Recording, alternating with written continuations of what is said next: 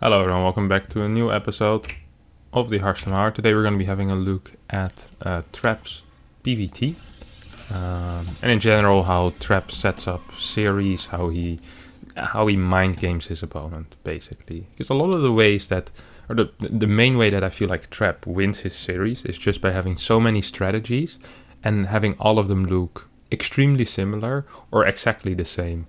And even in some cases, he will show something that would, for example, he will show a triple adept opener, which usually is indicative of a Stargate. And then he'll just go either into Blink or into Robo. So he seems to not really care too much about the tightness of his builds or how fast it can hit or how good it is at defending X or Y. The main thing he cares about is confusion of his opponent and then trying to play off of that advantage, most of the time with some kind of aggressive play behind it. So getting an early game lead and then capitalizing on that lead as quick as possible. Now, I have two series here against Clem that he played in the recent DreamHack Masters seasonal final. If you don't want to get spoiled, now it's time to tune out. But if you do want to get spoiled, the first series gets won by Clem, 2-0, and the second series, Trap wins. And we're going to see what really caused the change there for Trap to lose the first series and then win the second one. Was there any things he did in the first series to kind of set up that win in the second one, if they ever got there? So basically, just the question, why did Trap lose the first one? Why does he win the second one? We're going to see what he does different, etc, etc. So one thing to note that's kind of important in all of Trap's DVP play is that he always opens up with double Adept Shade. Or with double Adept. And then he tries to push the Reaper far away enough that he can move across the map with both Adepts, while the Stalker that isn't being chrono boosted just gets rallied down to the natural. So the Reaper can't come and harass the natural or the main base of the Protoss player. And then what he does with the two Adepts is he goes behind the mineral line, denying the Mule from landing in the natural, so Mule has to be used in the main base, and also denying a lot of mining. You see there's going to be some slight oversaturation here, but with two Adepts, you can usually stand behind there for at least a little bit. So we'll see exactly how Clem decides to deal with it. Now, if you have a Reaper, this time he lost his Reaper, but usually what you can do, if you still have a Reaper, you can go with one Hellion, 3 Marines and 1 Reaper. You can usually fight off these two Adepts. I think with 1 Hellion and 3 Marines, you're at least gonna lose 1 or 2 Marines, depending a bit on the micro of both players. So you see they're dancing around a little bit. There goes 2 Marines for 1 Adept. It's about an even trade, it's not that bad. Mule does land in the natural now of the natural orbital command, of course. Now, follow-up is going to be 2-gate, with Blink. Twilight Council went down as the second Adept started, and then followed up by a Robo. So, not really a very greedy build or very aggressive, but just a nice and solid build order. He moved the Stalker across the map. A lot of the time, when the Reaper is still alive, or always when the Reaper is still alive, he leaves the Stalker at home. Otherwise, he'll move it across the map in case his opponent chases. Maybe he can snipe off 1 or 2 Marines, or maybe a Hellion, something like that. Now, we see that there's only a single Hellion here for Clem, and he will be going into tank as a follow-up, or at least a tech lab. Could be for just the barracks, but could also be for a tank. Now, also note that so far there has been no scouting whatsoever of the base of Trap, so Clem really has just been gambling what's happening on the other side of the map, right? He's seen an Adept, and Stalker. That's all he knows. This could be a Stargate, this could be a Robo, this could be a Twilight, this could be DT.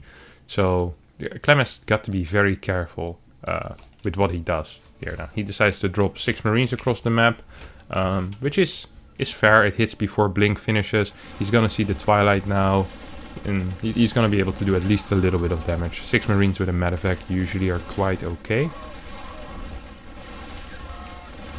Blink won't finish in time to properly deal with this. A couple of Marines do end up going down, so that's nice. As a follow-up, we see Trap will be going into Robo Bay and +1. So just take note of that. This is the first style that we see out of Trap. is going to be a 2-adept Stalker Twilight into basically a 2-base Colossus with Blink follow-up. Fast +1, very late 3rd base. This build usually is not that economical. What it does do is it sets you up nicely for a push later on in the game with 2-3 Colossi and charge, because you can get both the Twilight upgrades when you open like this very quickly, and you have a very big army. So a lot of the time we even see some probe cuts coming out of the Protoss in this case, and they'll throw down 5-6 gates very fast. See, extra gates are being added, going up to 5 already. Then we'll probably see 6 soon. Trap's moving out across the map with his Stalkers, of course. Always wants to be able to keep some pressure on your opponent with these units. Clem well defended, so it's not going to be the biggest of deal. Overall, I think this position is not very good for Trap. Like, his early game wasn't great. I mean, he denied a little bit of mining, but then he lost a couple of Stalkers. His eco hasn't been super good because his 3rd was so late. So a lot of it is going to depend on this push and it hitting pretty hard with charge, with +1, maybe even with +1 armor. A lot of charge lots on a 3rd base that Clem might have. So the timing there is going to be very important if he can manage it. The problem is he first needs to deal with this push, which is looking very scary. Like, Clem pretty much has I don't want to say a perfect setup, but it's pretty close to a perfect setup. I mean, he has a Raven to disable Colossi. He has 4 tanks, which is very nice against this composition. So Trap first needs to defend this in order to kind of execute this push. And this is, so far this game, I don't want to say Trap has been unlucky, but he hasn't had the best build order beat. You know, he's got an... I don't want to say hard countered, but this is probably one of the best things that Clem could have done in the early game, the exact way that he's played. And Clem has done it on basically no information whatsoever, right? He hadn't really scouted anything when he made all of the decisions. So the likelihood of Clem doing something like this is not extremely big, or at least getting this lucky, you know? So Trap is still in probably a playable position, I think, but it's not brilliant. It's not brilliant, but that's okay. So you see Trap trying to take this fight. Keeps all of his Colossi alive, which is nice, but loses a lot of his charge lots, and this fight actually turns out to go pretty sour in a bit. I mean, loses 2 Colossi, will keep 1 alive, but his worker count is super low. He's getting dropped in the natural, which he wasn't ready for. He just didn't have the eco to have units everywhere where he needed them to. And that's kind of gonna cost him in this game. It's not the end of the world. I mean, he's down 40 supply now. You know, it's just gonna be quite rough from here. Yeah, the rest of this game isn't actually that interesting. I just wanted you guys to just pay attention to that early game, how he played it, how he went into his follow-up. Like the rest of the game, Clem pushes out twice and he kills a 3rd base once, and then the next fight he wins. So let's hop into the next one, and then I'll show you guys kind of where I want to go with this. So here, in the second game, we once again have Trap. Now, the first game didn't go so well, but like I said, the most important thing is that he's so far shown that he's capable of playing Robo into Blink, okay? So that's one strategy that he's capable of playing from Adept, Stalker opener. So Clem is going to kind of remind it. Usually, when you're preparing for a series, or you're thinking of a series, you basically want to go over all the builds that your opponents like to do. Like, you could say, well, they can do anything they want, right? That's true, but a lot of people, they prefer certain build orders. Like, I might prefer Robo, you'll see Zest, he might prefer Blink, then there might be another guy that prefers Stargate, and they kind of have a tendency that leans towards one build or the other. The thing with Trap is that he seems to have no preference whatsoever.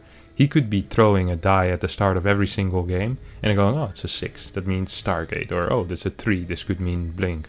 Now, obviously, I don't think that's quite what he does, because his builds usually are quite well suited to maps as well, but it's very difficult to predict someone like Trap, because he has a very wide variety of builds that he's very, very good with, and he isn't afraid to use builds which are technically worse in certain situations. So what I mean with that is sometimes he'll play a build on a map where it doesn't make much sense on, and it's not going to be the greatest build there, but just because he plays it, it's such a surprise that he still managed to get a lead off of it a lot of the time. So yeah, let's just continue, speed this up a bit. So this time around he actually opens up Stalker into Adapt, which I don't see a lot of this, honestly. But usually this kind of stuff is pretty indicative of a Blink opener. Clem gets 2 kills with his Reaper as well. I'm not the biggest fan of this build, honestly. But you know, it is what it is. Sometimes you just gotta start with a Stalker. And on this map I can kind of see it, right? There's a lot of ramps. There's 3 entries for the Reaper, so a Stalker can be nice to catch whatever it is your opponent is doing. Now, Trap will decide this game to go into a 4-gate Blink, which is Parting's build order. Or, well, yeah, it is. It's the build that Parting's been doing a lot. Third probe goes down to this 1 Reaper, so that's pretty annoying. And everything gets scouted. So Clem is going to be pretty ready for this. Gonna get a tank, gonna get a Raven, eBay. This is one of those rare maps where it's very easy for Terran to scout. You almost always get a scout off on the tech, which makes it harder for Tos to hide whatever the hell it is he's doing. This Hellion keeps scouting. And now we have the second build that Trap managed to play is a 4-gate Blink all-in. Now once again, for Trap, the result, well, obviously he likes to win, but because this is still the first series he's going to be playing, I don't think he minds too much if he doesn't win, because he knows most likely he's going to get the return. Obviously he would prefer winning, but whenever Trap plays a series and he's showing these builds, he's also basically telling Clem, hey look, I can play this. Hey look, I can play this. And then in the next series, he'll either show more things or he'll play around with what he's shown so far already and then basically do the opposite. So it's really quite interesting. Now this Blink Stalker all-in isn't going super hot, honestly. Like he's getting some damage done. You know, this is just a decent opener. He's killing a worker here and there. He's trading away. Like he's slightly up in units lost. His third is a little late. He's gonna get a Dark Shrine behind this and a third base and a forge most likely. But yeah, it's not quite the start you usually hope for. When you play this, usually you really want to have extremely favorable trades, and from there on out, kind of win the game either with a follow-up charge push or just win it straight with your Blink Stalkers. At least a lot of the time, that's kind of what you want. DT's gonna go in. Will get spotted. This one will get a couple of kills, so that's nice.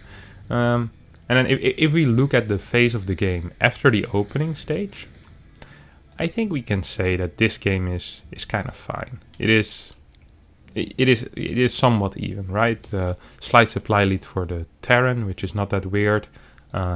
We have a decent eco for Tos. We have a nice little army. Second Immortal's about to come out. 6 gateways and +1 is on the way as well.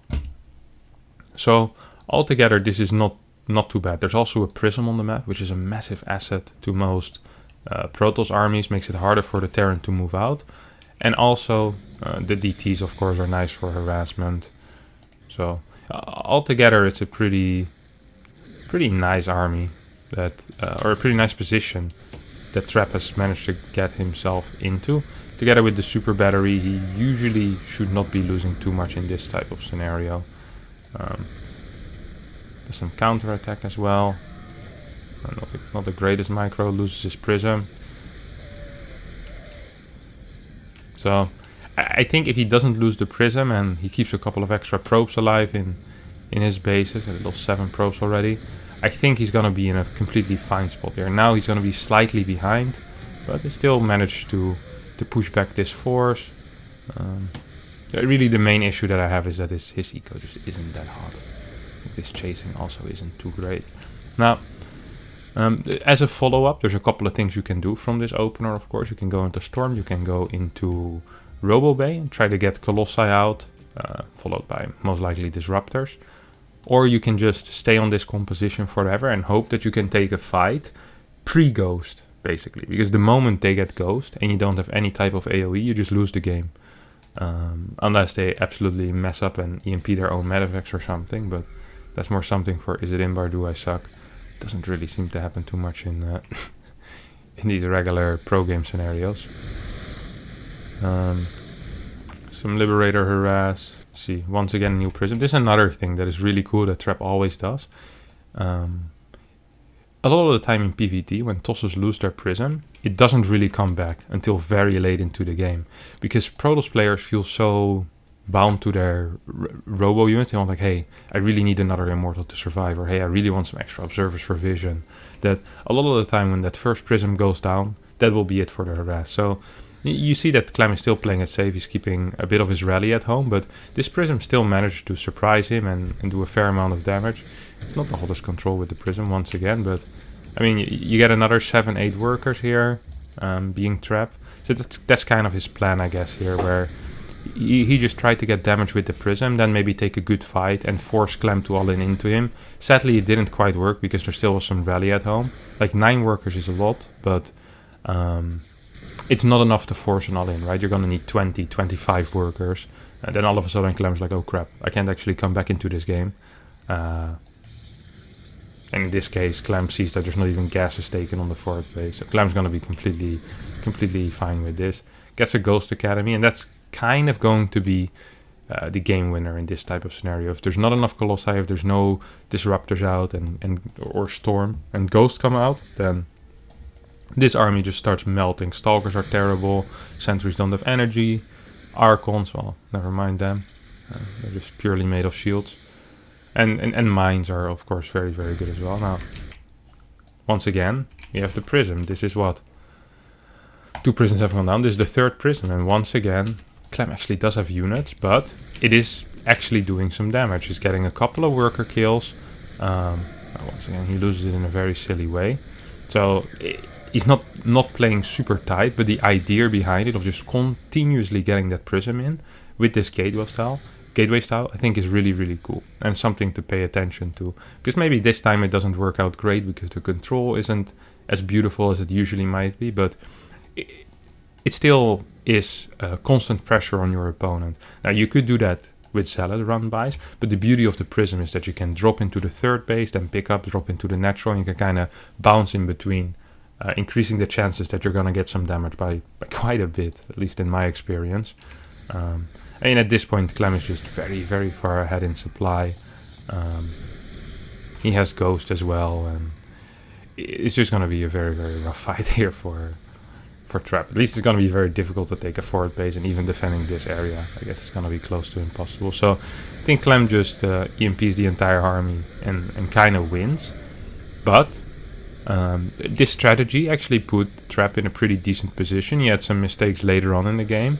And really the thing I want to get your attention to is really how Trap plays that early game, how he uses mind games and stuff like that. So far we've seen 2 builds coming out of Trap, 2 of them different, both from Twilight, but one was a 4-gate, and the other one was a Robo Blink Colossus. So then the new series starts and we get Golden Wall. Now, Golden Wall is a map we actually don't see a lot in TVP series.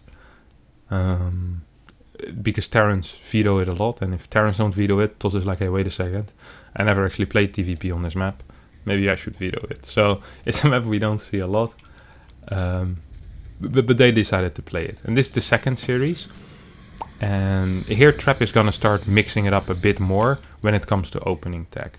So he's gonna show once again in this game, he's gonna show an adept, I think Stalker opener, but it might be triple adept as well. And then he goes into a Stargate. So here comes the 1st adept, here comes the 2nd adept. He doesn't chrono boost it out. His opponent opened up Marine into Reactor, so I guess he didn't want to do that.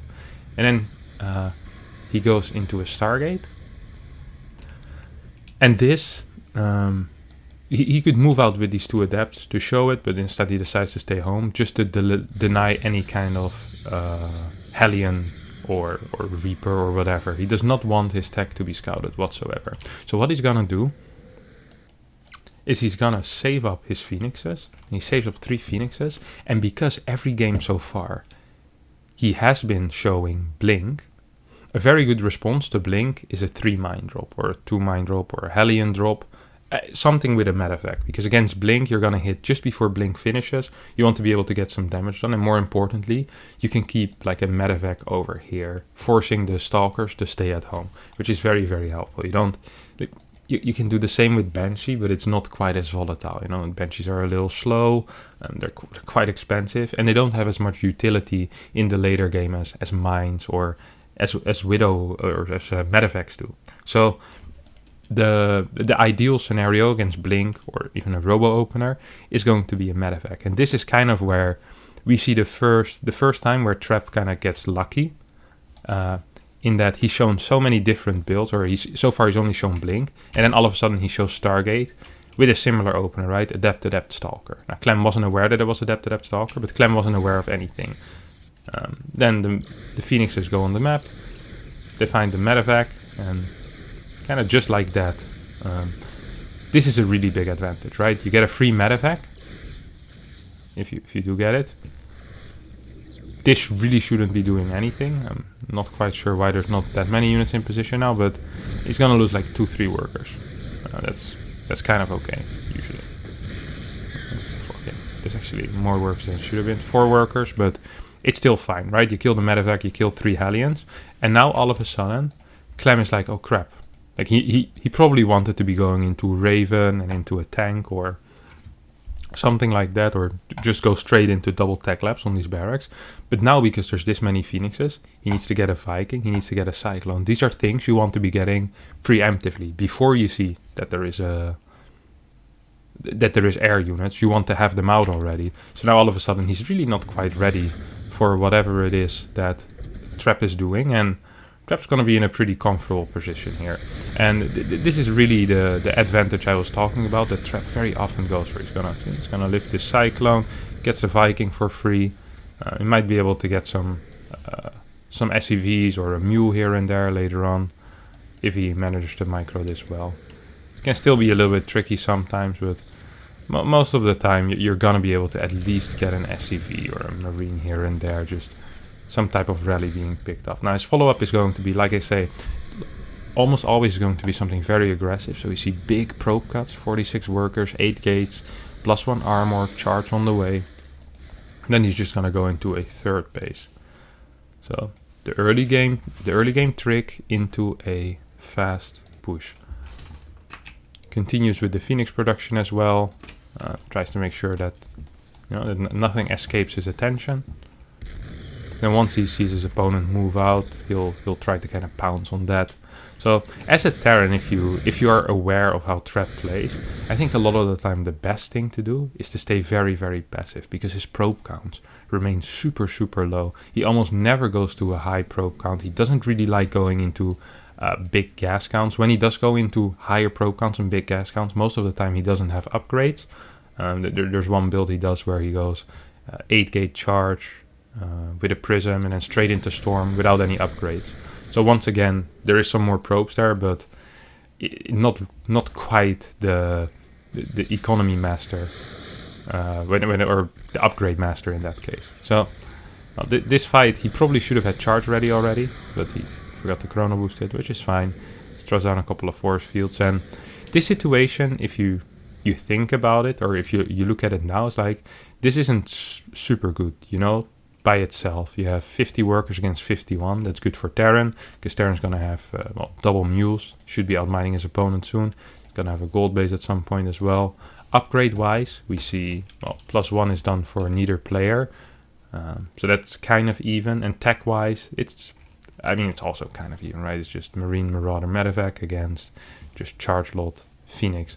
The problem here is that Trap can warp in a lot of units at once, and this army can't really retreat. And there's no mines either, by the way, which is kind of a product of the early game. If you are forced to build a Cyclone, which are factory, after building 3 Hellions, you don't have a lot of time to build mines. So that means Zealots and Phoenixes both are going to be very useful. Now, the scary thing here for Clem is that the moment he loses a fight, he's going to lose 4 or 5 units. Like there's 6 Phoenixes. So the moment you get chased back, not only are you going to lose some of your Medevacs, but also you're going to be losing a lot of your bio units, which is what we're seeing happen right now, right? Units lost up is heavily in favor of Trap, and if Clem would have just stayed at home, that would have been great. But the thing is, he can't really know that he needed to stay at home, because once again, he basically had no real information on work account, about upgrade timing. He didn't know if maybe there was an additional tech on the way. So really a lot of the things that Trap does are extremely difficult to scout, as his main focus is keeping the Terran in the dark and making sure that Terran has very suboptimal responses. I love this, by the way. This is such a good drop. A lot of the time when people are under very heavy pressure, they forget to do the counterattacks, but the counterattacks is what keeps you alive. Otherwise, Trap would have already been fighting right now, you know. He probably wanted to jump on this. Now Clem gets time for another 2, maybe even 3 waves of mines. He can use his eco advantage a little bit more, and maybe he could have even gotten a bunker here or there. Of course, he isn't quite aware what his opponent is up to, because Trap has taken gases on his third base, but is not mining from them, which I absolutely love. Like, you scan this, you see, okay, that's 5 gas. I've seen 2 gases here, seen 2 gas here. As a Terran, you're thinking, okay, this is 6 gas Protoss. He's gonna be teching into something, right? But then when you look at it in reality, he's only mining from 4 gas. He's on 58 workers, and there's really no follow-up tech. I mean, he's gonna get some Archons, but that's really it. So Clem, probably by seeing the 6 gas, is gonna get a little bit ballsy and move out. He's like, hey, wait, he's on 6 gas already. I want to fight before he has Storm. Well, that obviously is a mistake, as now here's a massive army. Clem is going to be slightly out of position with a big part of his army. Mines are all in the back, not in good positions, and Trap wins this game in a fashion that you're going to see Trap win a lot of games in. It is just what it is. Like, a lot of his games, they look silly. They're going to be very difficult to reproduce because he's just so aggressive and just really pouncing on any type of lead he gets. So here we see the third build that Trap introduces us to, which is a Phoenix save up. Looks very similar to all the other builds he's done so far. Once again, with the key of denying any type of scouting. So then we go into the fourth game that he plays, and we get Pillars of Gold. So far we've seen 1 4-gate Blink, 1 Robo Colossus, and 1 Phoenix save up. Let's see what he has planned this time. And also, let's have a look how he decides to trick his opponent, or if there's anything else that he wants to trick his opponent with. It's always important to do. So once again, we see the early scout. Very safe, by the way, Trap. Always early scouts. Core before Nexus every single game. Throws down the pylon. Now, this is a cute little play, which I really dislike playing against, where they walk by your pylon. So this is just fun to show. They walk by your pylon while it's building. Doesn't have a lot of vision yet. They build a bunker behind, and then they go there with the Reaper. Sometimes they play double Reaper, sometimes they play single Reaper. I prefer the single Reaper version, as it still allows for a faster factory, obviously. But yeah, double Reaper is also fine. Might be able to have a little more longevity here with that bunker. So this time we're gonna be playing Adept Stalker, and this actually is pretty good for Clem. Like, this is the first time in the opener where I feel like Clem is gonna get full information. It's actually doing some decent damage. So he gets the pylon, he gets the Nexus. There's gonna be a Dark Shrine on that. I'm not a fan of this. I think here what happens is that Trap had DT planned for this map, and then this happened, and instead of adapting, he decided to stick with the plan. But against double Reaper, the likelihood of this getting scouted just became a lot bigger, right? I mean, you have a bunch of units which can do decent damage against Reapers, but it's gonna be super difficult to make sure that nothing sees it up there. Now, also your mineral mining obviously hasn't been going too great. One Reaper does end up falling. Actually, he does manage to get away with hiding his Dark Shrine, so forget what I said. He's brilliant. Now, Clem gambles correctly. He's not going to be playing Mines. He's going to be playing Tank Raven, which is a safe play, I would say. He's seen so many gate units, and especially Stalkers, that he knows that it's probably not Stargate. So not getting Cyclone, not getting Viking. And Clem gambling on Raven instead of like a mine drop. I think that's pretty safe. I mean, Tank is nice to have against Blink as well. So DTs don't do too much, and because the early game here for Trap was kind of bad, yeah, this game just doesn't look very good. And now we're gonna see what kind of happens when Trap is behind, which it's not very often from the early game where he doesn't get in to be in a great position. Then a lot of the time his very aggressive style kind of falls flat, which is obviously sad to watch. So even though I praise Trap a lot for his aggressive style and the way he can do very many things, it feels like that if he doesn't get very far ahead, sometimes he's just a bit over aggressive. Now I do like that he's going to be going into a Robo Bay, which is Colossi are kind of this stable unit that even if you're behind, if you take 1 or 2 good fights with a battery, you can kind of come back into the game by having a very good army. The thing is, it's not that easy to punish with. Like a lot of the time, you can't really kill your opponent too well with it. I see a Raven moving across the map. He's gonna throw down a couple of missile turrets. This is gonna force the Stalkers that want to meet this army halfway back home. So this army is just gonna get a free move out at this point. And a couple of workers are gonna go down as well. 1 more turret goes up. Raven flies away. I mean, at this point, Clem is just absolutely light years ahead and just walks over his opponent. So yeah, not a great opening here. Really just starting with that bunker behind the mineral line and then kind of snowballing. And we did see a different opener again. So we've seen 4 openers so far. And I don't want to say Clem got lucky. Obviously, he made a good response. But this is one of those times where, yeah, the opener was just a little bit better for Clem. And he didn't have too much information. He just played it safe from the information that he got. Now, then we go into the final game. And it feels like this has been entirely what Trap has been building up to. It's just this final game. And kind of the final mind game that gets released on Clem, so to speak. So it's Everdream again. We've seen Everdream before.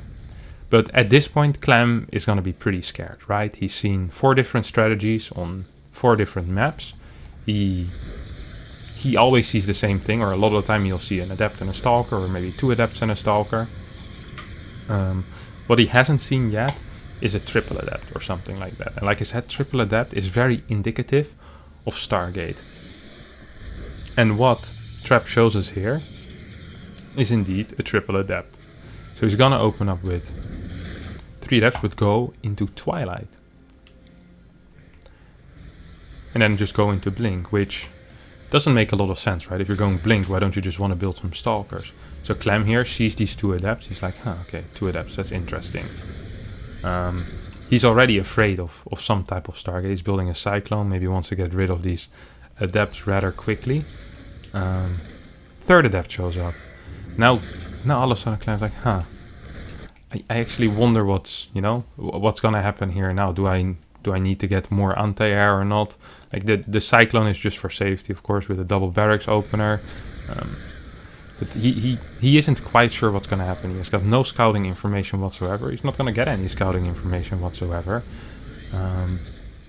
He's gonna just be getting a starport, a couple of extra Marines, and an eBay. So I think at this point, if you're Clem, you're not really sure what you want to do. He keeps the Cyclone at home. Just has Marines spread out a little bit. Meanwhile, on the other side of the map, we just have Trap, loving life at this point. There's absolutely no pressure on him, which, if you are a Blink Stalker player, you will know that the things you don't like are mine drops. You're probably not a massive fan of tank pushes either, and neither of those things are happening. This is the most standard opener you're gonna get as the Blink player, which means you can get into a very nice worker count because you just have nothing to deal with. When you scout, you see a single Cyclone, 3 racks, and 2 medevacs coming out. You're gonna be like, okay, that's cool. Like all I really need to do, like you can just move out with your Stalkers because there's no threat on the map whatsoever. So you can delay your opponent's move out. You can just get a battery. Get a decent army out, and you're basically gonna be golden, right? Like, what is your opponent gonna do that will annoy you? He gets a Marauder. Your loss actually isn't that great for Trap. I guess he lost his 3 Adepts. Yeah, that has to be it. But opener-wise, he's gonna be pretty happy with this. He's gonna be pretty happy with this. He gets another thing that we haven't seen yet, which is the style I was discussing at the very start of this video, is where he gets 8 gates up, or 7 or 6 gates. I think in this case it's 8 gates, right? Yeah, 6 plus 2.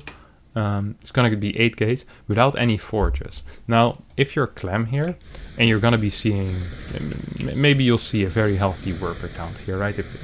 If you get to scout it, you'll see that, hey, wait, that's a big worker count, like 16 workers. That's pretty scary. Now, you can click his units and see that no upgrade is done yet, but that's kind of standard. A lot of the time, the upgrades finish later. And so far, every single time, Trap has been showing that he wants to get fast upgrades as well. But not this time.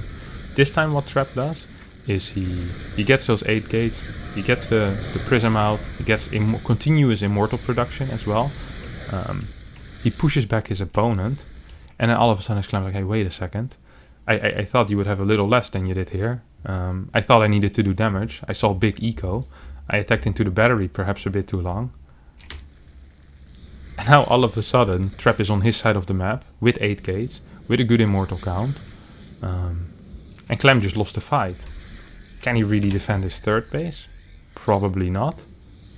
So this is just really what Trap got here was a very minor lead, and not even a lead as much in, wow, this is, you know, he has 5 sellers more than his opponent, or than he usually has at this point, but more like his opponent isn't quite sure what's happening, and because of that, fights slightly too far into battery range, or fights slightly too far forward, and then kind of just gets chased. And then here we have Trap once again, just moving out, being extremely aggressive, and boom. I mean, this is just going to be pretty difficult for Clem to defend, as he has 8 Marauders, 5 Marines against 2 Immortals, 12 Stalkers, or 12 Zealots and 8 Stalkers. And this is kind of the way that, if you look at Trap's PVTs, this is how almost all of them go. He will get a very, very big win, and then boom, just like that, he'll be on the other side of the map, killing his... This is sick, by the way. The targeting by Clem. Just retargeting, making sure that they never fire. So, something that I want to get across with this is that it's very important to be able to play very many different strategies. Not just because it gives you a good theoretical knowledge of the game, but also because it can really mess with your opponent. If you can do it on very many different maps, with very many different styles, that's usually a big plus. It's very difficult to be played against if you're known to literally be able to play any single strategy. And if you think of someone like Zest, you're gonna see more of the same thing. Like you'll see a lot of blink perhaps, but with Trap you really have every single style possible. Sure, it's not gonna be the highest level of execution with every single style, but it's gonna be a good enough level of execution that it's gonna be hard enough for their opponent to play against. And because Trap doesn't really completely flesh out the style, because he doesn't actually get into very many late games. Like a lot of his games, they kind of end pretty fast, especially in PvT. Well, actually also in PvZ. Not quite sure about his PvP, but in PvZ and PvT, he's extremely aggressive, uses a lot of mind games. It's just really cool to see. It's just one of those guys that is great to copy, and if you hit into the same guy on ladder once or twice, this is definitely what you should be trying. Alright, I hope you did enjoy this episode of the Harstem Hour. If you did, don't forget to subscribe to my YouTube channel. I have a lot of other things up there as well, new videos every single day. Bye bye.